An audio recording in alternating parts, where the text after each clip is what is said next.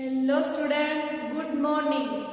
આપણે એકમ 7 ના અભ્યાસ પછી એકમ 8 ની શરૂઆત કરવાની છે, જેનું નામ છે માનવ કલ્યાણમાં જીવ વિજ્ઞાન, જેમાં ટોટલ 3 ચેપ્ટરનો સમાવેશ થાય છે.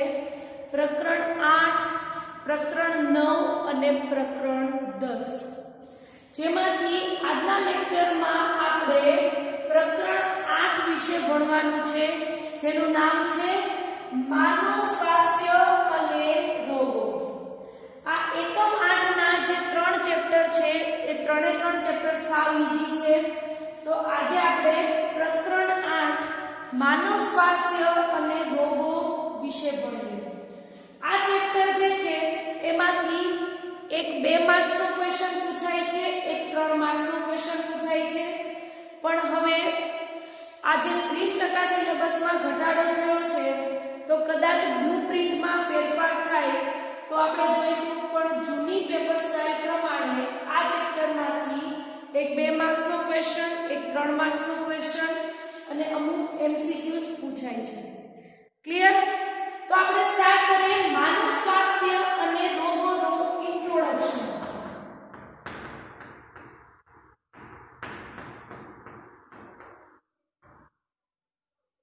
ફર્સ્ટ આપણે જોઈએ કે કોઈ આપણને પૂછે કે તમે તંદુરસ્ત છો, તો આપણે હા પાડીએ છીએ. પણ આપણે શેના આધારે હા પાડીએ છીએ? મતલબ તંદુરસ્તી એટલે શું? શું વ્યાખ્યા છે? તંદુરસ્તી એટલે શું?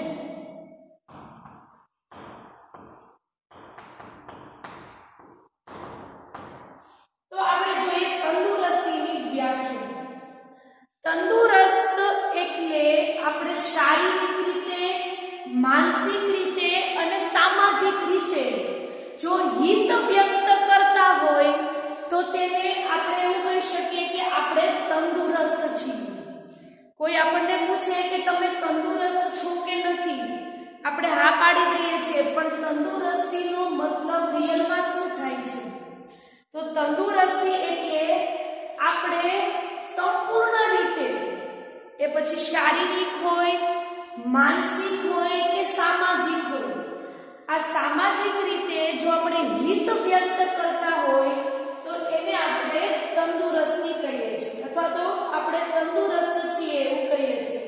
તો આપણે વ્યાખ્યા લખીએ: સંપૂર્ણ રીતે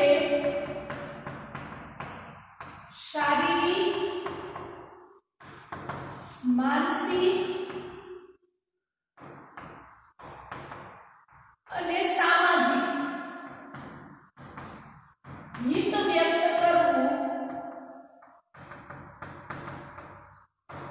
જેને તંદુરસ્તી કહેવાય છે. હવે આપણે એ જોવાનું છે કે સપોઝ આપણે તંદુરસ્ત હોઈએ તો એનાથી આપણને શું ફાયદો થશે?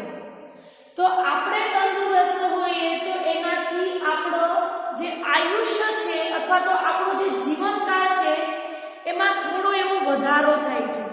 તો શું થશે? તંદુરસ્તીમાં આપણે તંદુરસ્ત રહીશું તો તેનાથી ફાયદો શું થશે? તો આપણું આયુષ્ય વધશે,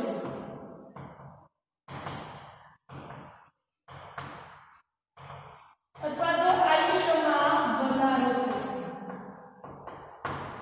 હવે જોઈએ કે જે ગર્ભવતી સ્ત્રી હોય છે અને એનું જે ગર્ભ હોય છે અથવા તો એનું બાળક હોય છે, જો આ બંને તંદુરસ્ત હશે તો તેની પણ શું થશે? મૃત્યુમાં ઘટાડો થશે. જો કોઈ ગર્ભવતી સ્ત્રી અથવા તો આપણે તેને પ્રસૂતા પણ કહી શકીએ, અને એનું ગર્ભ, જો આ બંને તંદુરસ્ત હશે તો શું થશે? મૃત્યુમાં ઘટાડો થશે. તો આ થઈ તંદુરસ્તી. આપણે શું ભણ્યા? તંદુરસ્તીની વ્યાખ્યા ભણ્યા કે તંદુરસ્ત એટલે શું.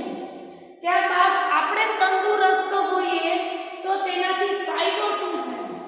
આપણો આયુષ્યમાં વધારો થાય. ત્યારબાદ જો ગર્ભવતી સ્ત્રી અથવા તો એને પ્રસૂતા પણ કહીએ છીએ અને એનું ગર્ભ, આ બંને જો તંદુરસ્ત હશે તો તેના મૃત્યુના દરમાં ઘટાડો થશે. આ બધું જોયું. હવે આપણે જો તંદુરસ્ત રહેવું હોય તો એના માટે આપણે શું કરી શકીએ? તંદુરસ્તીની વ્યાખ્યા જોઈ, એના ફાયદો પણ જોઈ લીધો. હવે આપણને કોઈ એવું પૂછે કે મારે તંદુરસ્ત રહેવું છે તો એના માટે હું શું કરી શકું? તો આપણે જોઈએ તંદુરસ્તી જાળવવા માટે શું કરવું જોઈએ.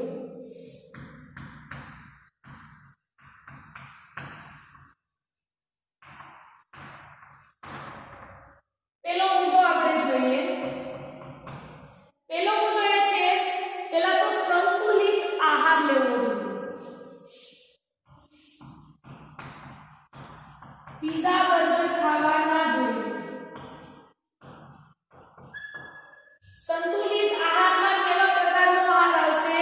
તો જેમાં પ્રોટીન જે વગેરે પોષક તત્વોની આપણા શરીરને જે જરૂર હોય છે, અમુક વિટામિન્સ હોય છે, પ્રોટીન હોય છે, આ બધા જે પોષક તત્વોની આપણા શરીરને જરૂર હોય છે, જો એવા પ્રકારનો ખોરાક આપણે લઈએ તો એને સંતુલિત આહાર કહેવાય છે. જેનાથી આપણી તંદુરસ્તી પણ ખરાબ નથી થતી અને આપણને બધા પ્રકારના પોષક તત્વો જે છે તે આપણના શરીરને મળી જાય છે. ત્યારબાદ બીજું જોઈએ તો વ્યક્તિગત સ્વસ્થતા રાખવી જોઈએ.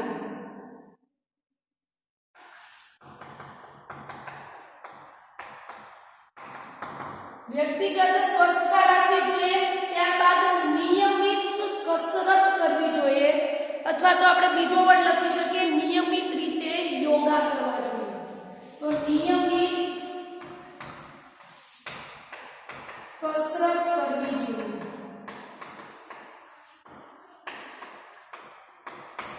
ખાલી આ એક બાબતનું ધ્યાન રાખીને આપણે તંદુરસ્ત ના રહી શકીએ. હજુ બીજી પણ જાળવણી કરવી પડે છે. પહેલું શું છે? તંદુરસ્તી જાળવવા માટે સંતુલિત આહાર લેવો જોઈએ, વ્યક્તિગત સ્વસ્થતા રાખવી જોઈએ, નિયમિત કસરત કરવી જોઈએ.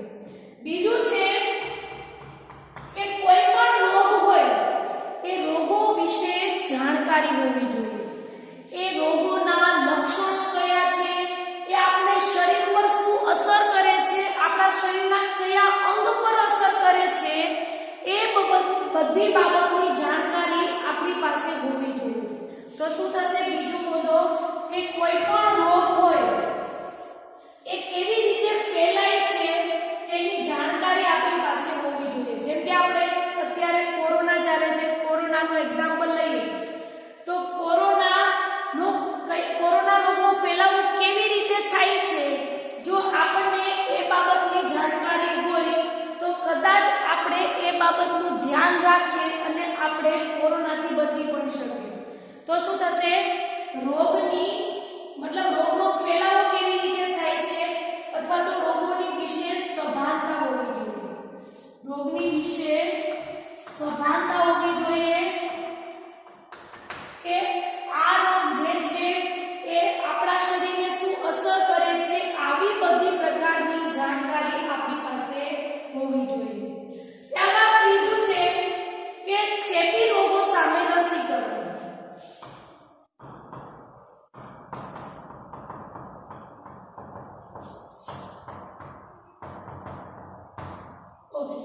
તો હવે ઘણા રોગો એવા છે કે જે ચેપી રોગ છે અને તેની રસી પણ શોધાઈ ચૂકી છે. તો આવા જે ચેપી રોગો હોય છે, જો એનું રસીકરણ કરાવીએ તો આપણે ઇન ફ્યુચર એ રોગ ક્યારેય ના થાય. તો જો રોગ જ નહીં થાય તો આપણે તંદુરસ્ત જ રહેવાના. તો ચેપી રોગો સામે રસીકરણ કરાવવું જોઈએ. ત્યારબાદ નેક્સ્ટ છે આપણા ઘરમાંથી અને આપણે આજુબાજુ જ્યાં રહેતા હોય છે ત્યાંનો બધો કચરો જે છે તેનો યોગ્ય નિકાલ થવો જોઈએ. તો નેક્સ્ટ શું આવશે? કચરાનો યોગ્ય નિકાલ. હવે કચરાનો ઘરેથી જ નિકાલ નથી કરવાનો, આપણી આજુબાજુનો કચરાનો પણ યોગ્ય નિકાલ કરવાનો છે. આ તો ઘરે સાફ રાખવાનું, પણ આપણે બહાર પણ જવાનું જ હોય છે. તો આપણે જ્યાં આજુબાજુમાં જતા હોઈએ છીએ બધી જગ્યાએ કચરાનો જો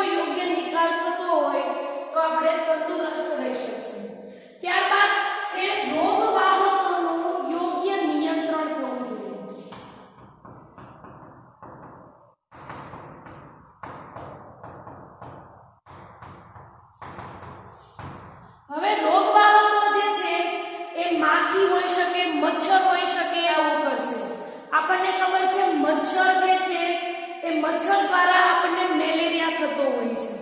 તો આવા બધા જે મચ્છર છે એ રોગકારક નથી પણ રોગવાહક છે, મતલબ કે એ રોગનું વહન કરશે. તો આવી રીતે જે આપણે નેક્સ્ટ લેક્ચરમાં રોગકારક અને રોગવાહક વિશે ડિફરન્સ શું છે, એની વ્યાખ્યા શું છે એ સમજીશું. તો આ જે રોગવાહકો છે તેનું યોગ્ય નિયંત્રણ થવું જોઈએ. જેમ કે ઘરમાખી છે, મચ્છર છે, આ બધા શું છે રોગવાહકો છે, જેના લીધે રોગો સર્જાતા હોય છે. તો આ બધા રોગવાહકો છે તેનું યોગ્ય નિયંત્રણ કરવું જોઈએ. હવે આપણે તંદુરસ્તી જાળવવા માટે શું કરવું જોઈએ એ બાબત જાણી. હવે આપણે જોવાનું છે રોગ એટલે શું. શું ભણવાનું છે? વ્યાખ્યા જોવાની છે. રોગ એટલે શું? હવે રોગની વ્યાખ્યા ઘણી બધી છે. આપણે અહીંયા બે ત્રણ વ્યાખ્યા એક્ઝામ્પલ માટે લઈએ કે રોગ એટલે શું. પણ અલગ અલગ લેંગ્વેજમાં અને અલગ અલગ દેશમાં રોગની વ્યાખ્યા અલગ અલગ હોય છે. મતલબ સેમ જ થતો હોય છે, ખાલી કહેવાનો મતલબ અલગ થતો હોય છે. તો પહેલા આપણે જોઈએ રોગ એટલે તો કોઈ પણ આપણે સામાન્ય સ્થિતિ જે હોય છે એ સામાન્ય સ્થિતિમાં થતો કોઈ પણ ફેરફાર જે અસ્વસ્થતા પેદા કરે તેને શું કહેવાય? રોગ. શું કહેવાશે? સામાન્ય સ્થિતિ માં થતો કોઈ પણ ફેરફાર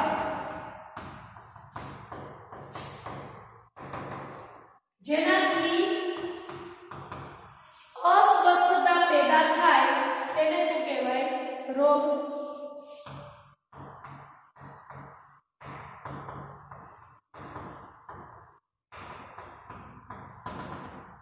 અથવા તો આપણે બીજી લેંગ્વેજમાં જોઈએ, મતલબ કે ગુજરાતીમાં જોવાનું છે પણ બીજી મતલબથી રોગની વ્યાખ્યા જોઈએ.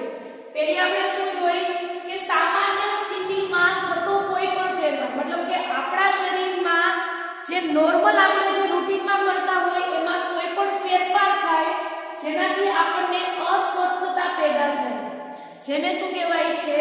રોગ કહેવાય છે. ત્યારબાદ બીજી વ્યાખ્યા આપણે લખીએ તો જીવંત સજીવ હોય એ કોઈ પણ જીવંત સજીવ હોય, પછી આપણે મનુષ્ય હોઈએ કે અન્ય પ્રાણી હોય, કોઈ પણ જીવંત સજીવનું સ્વાસ્થ્ય બગાડે તેને શું કહેવાય? રોગ. તો જીવંત સજીવના સ્વાસ્થ્યને બગાડે જેને રોગ કહે છે.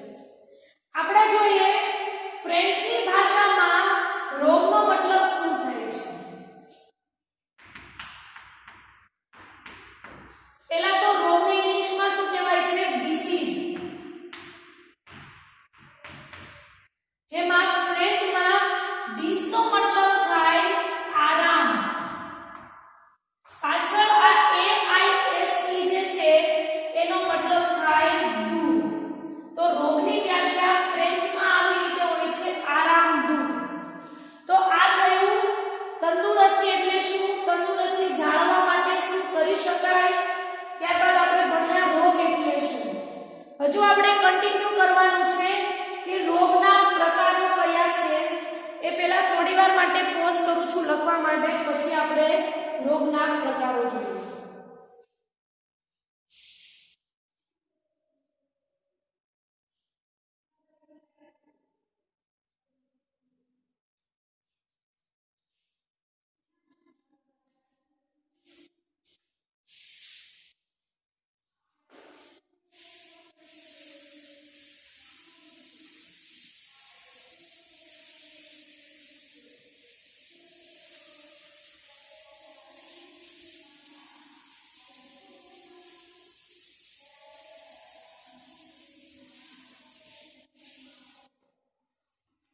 ઇન્ટ્રોડક્શન તો છે હજુ.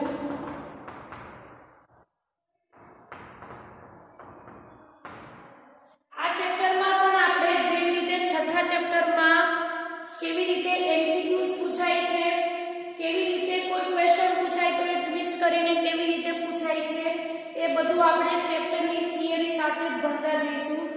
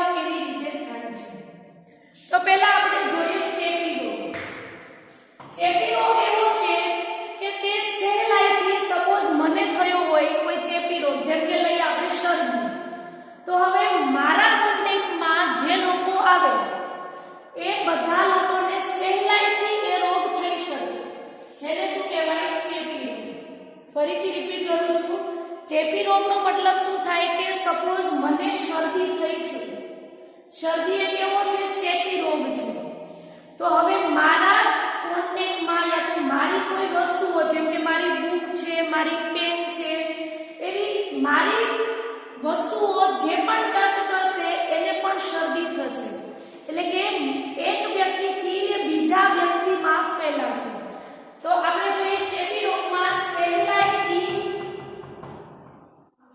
આ ચેપી રોગ જે છે તે એક વ્યક્તિમાંથી બીજી વ્યક્તિમાં ફેલાય છે.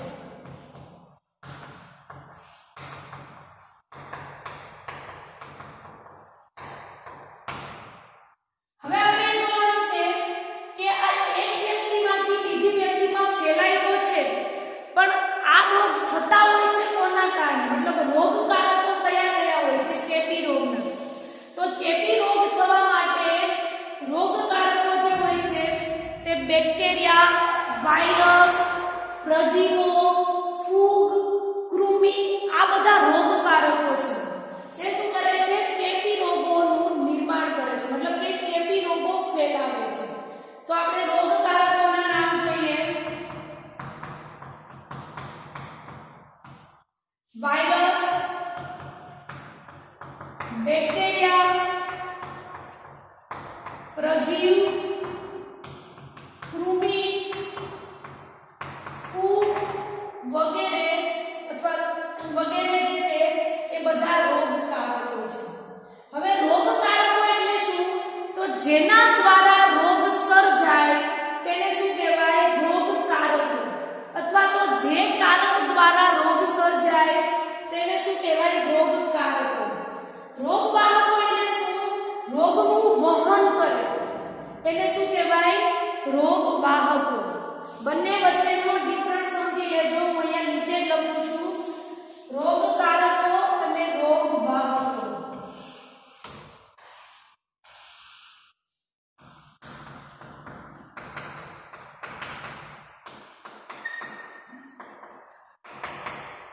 રોગકારકો એટલે શું થાય? જેના લીધે રોગ સર્જાય તેને શું કહેવાય? રોગકારકો.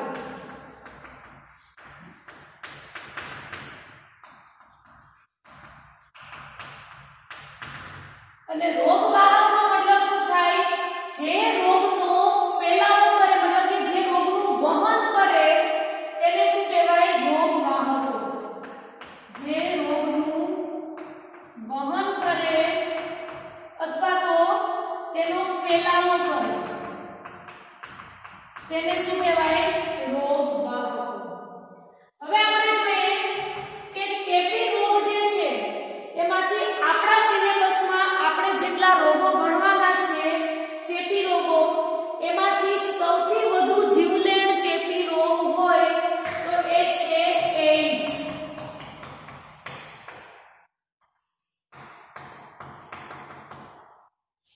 આજે મેં કીધું ચેપી રોગમાં સૌથી જીવલેણ ચેપી રોગ હોય તો એ છે એઇડ્સ. પણ એ આપણા સિલેબસમાં જેટલા રોગો આપેલા છે એમાંનો સૌથી જીવલેણ હોય તો એ છે એઇડ્સ. આમ જોવા જઈએ તો કોરોનાને કાઉન્ટ નથી કરવાનો. આમ જોવા જઈએ તો સૌથી જીવલેણ ચેપી રોગ હોય તો એનું નામ છે હિપેટાઇટિસ બી, જે સૌથી વધુ જીવલેણ ચેપી રોગ છે. તો આ થયું ચેપી રોગ વિશે. હવે આપણે જોઈએ બિનચેપી રોગ. બિનચેપી રોગમાં શું થતું હોય છે કે ચેપી રોગમાં એક વ્યક્તિમાંથી બીજી વ્યક્તિમાં એ રોગ ફેલાય છે, જ્યારે બિનચેપી રોગમાં જે વ્યક્તિને રોગ થયો હોય એ વ્યક્તિ પૂરતો જ એ રોગ મર્યાદિત રહેશે. અન્ય વ્યક્તિમાં એ રોગનો ફેલાવો થશે નહીં. તો બિનચેપી રોગમાં શું આવશે? જે વ્યક્તિમાં રોગનો ફેલાવો થયો છે અથવા તો થયો હોય એ વ્યક્તિ પૂરતો જ એ રોગ મર્યાદિત રહેશે.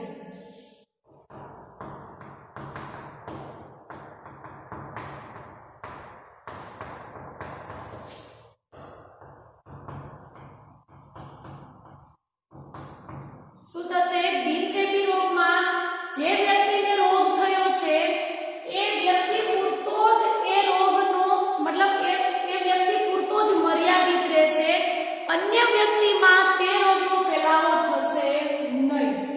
હવે બિનચેપી રોગનું આપણે એક્ઝામ્પલ લઈએ જેનું નામ છે કેન્સર. જે કેવો છે? બિનચેપી રોગ છે. જે વ્યક્તિને થયો હોય એ વ્યક્તિ પૂરતો જ આ રોગ મર્યાદિત રહેશે, અન્ય વ્યક્તિઓમાં એ રોગનો ફેલાવો થશે નહીં. તો કેન્સર કેવો થશે? બિનચેપી રોગ. હવે આ જે બિનચેપી રોગ છે એનું એક્ઝામ્પલ આપણે કેન્સર જોયું, જેમાં શું થશે એ જોઈએ. તો હવે એમાં શું થશે કે આપણા શરીરની અમુક જે નિશ્ચિત પેશી હશે જેની શું થવા માંડશે? અનિયંત્રિત વૃદ્ધિ થઈ જશે. જીવન પેશી જે છે તેનું શું થશે?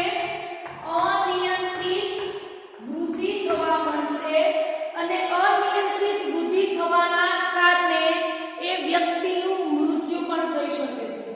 કારણ કે અનિયંત્રિત વૃદ્ધિ એટલે શું થશે કે આપણા શરીરમાં પેશીઓની એટલી જ વૃદ્ધિ થશે જેટલી આપણને જરૂર છે. હવે જરૂરથી વધારાની પેશીઓની વૃદ્ધિ થવા માંડે અને એટલી વૃદ્ધિ થશે કે આપણા શરીરની અંદર અનિયંત્રિત થઈ જશે, જેથી તે વ્યક્તિનું મૃત્યુ પણ થઈ શકે છે.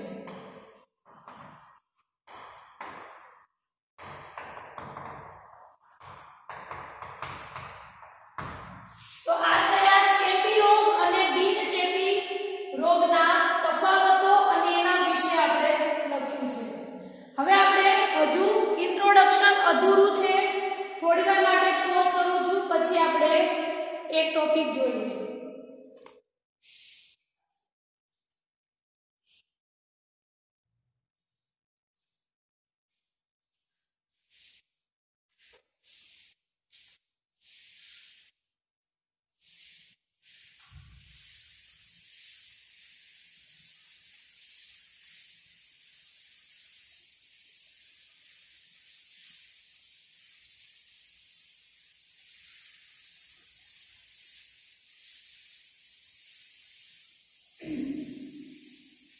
ઓકે, હવે આપણે જોવાનું છે કે આપણું સ્વાસ્થ્ય જે છે તે કઈ બાબતોને પ્રભાવિત કરે છે.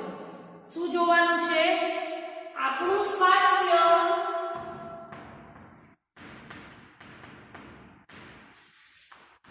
કઈ બાબતોને પ્રભાવિત કરે છે એ જોઈએ. જે આપણે લખીએ તો પેલું છે જનીની ખામી. પેલું શું છે? જનીની ખામી. હવે તમે ઘણી વખત જોયું હશે કે કોઈ નાના બાળકનો જન્મ થયો હોય તો એ ખામીયુક્ત હોય છે, મતલબ કે ખામીયુક્ત બાળકનો જન્મ થયો હોય છે. હવે આ ખામીઓ જે છે તે એને તેના માતા પિતા પાસેથી મળેલી હોય છે. તો આ પણ આપણને રોગ માટે મતલબ કે આપણું સ્વાસ્થ્ય આ બાબતને પણ પ્રભાવિત કરે છે.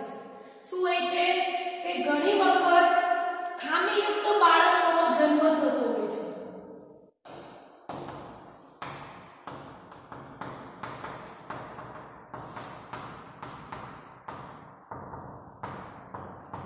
હવે આ ખામીયુક્ત બાળક જે છે તેની ખામીઓ જે છે એની અસરો તેને તેના માતા પિતા પાસેથી મળેલી હોય છે.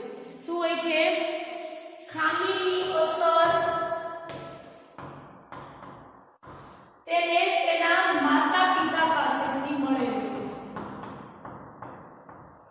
કારણ કે હજુ જન્મ થયો હોય અને ખામીયુક્ત હોય તો ઓબ્વિયસલી એના માતા પિતા પાસેથી જ આવી બધી ખામીઓ એને મળેલી હોય છે. બીજું આપણે જોઈએ તો બીજું છે ચેપ. આ ચેપ પણ આપણા સ્વાસ્થ્યની બાબતને પ્રભાવિત કરે છે. જો ચેપ લાગેલો હશે મતલબ કે આપણને કોઈ અત્યારે અસર નથી પણ અન્ય વ્યક્તિનો આપણને ચેપ લાગશે એટલે આપણું સ્વાસ્થ્ય જે છે તે શું થશે? બગડશે. તો આ બાબત પણ સ્વાસ્થ્યને પ્રભાવિત કરે છે. ત્રીજું આપણે જોઈએ